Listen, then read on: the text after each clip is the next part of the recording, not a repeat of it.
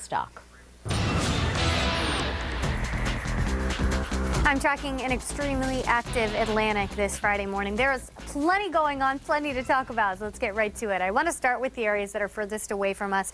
First, this area, this tropical wave that is expected to slide off the coast of Africa at some point today. You can see it moving in that general direction right now. This area has a 50% chance of development over the next few days. So something that we're keeping an eye on, but there is stuff to talk about that's happening right now, already developed. In fact, increasing in strength from yesterday at this time. This was Tropical Depression 12, now Carl, a tropical storm with 45-mile-per-hour winds. Now, it is going to be battling some wind shear over the next couple of days. So initially, we thought that this could fizzle out in the Atlantic. Looks like at this point, at least the latest update, it's going to survive that tropical wind, or that upper-level wind shear, I should say, with keeping its strength at about 45 miles per hour. But as we do head into the start of next week, it looks like some strengthening is possible. Potentially, we could be dealing with a Category 1 hurricane as we head into the middle of next week. And I just mean dealing with that in the Atlantic. Right now, it looks okay. It doesn't look like it's headed our way yet, but of course, we'll keep our eye on this. The closer we get into the middle of next week, the better idea, of course, we'll have of where exactly this thing will end. But right now,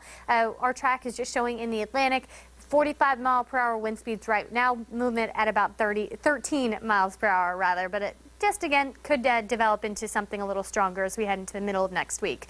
And then we have Ian, this tropical storm we've been tracking for a few days. It is racing off north-northeast, moving at about 48 miles per hour at the last update. So that's moving very quickly. Our wind speeds here are stronger as well at about 60 miles per hour.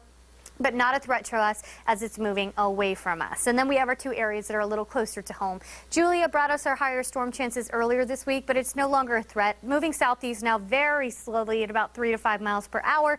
And although it is forecast to stay about the same in terms of strength, 40-45 mile per hour winds over the next couple of days, by the start of next week, we should see this thing become a remnant low. And then this area here, this area of low pressure, just a 10% chance of development. Even if it does, it's moving west and away from us. So although there is so much to talk about in the tropics right now, nothing really that looks to be a direct threat to us here in Southwest Florida.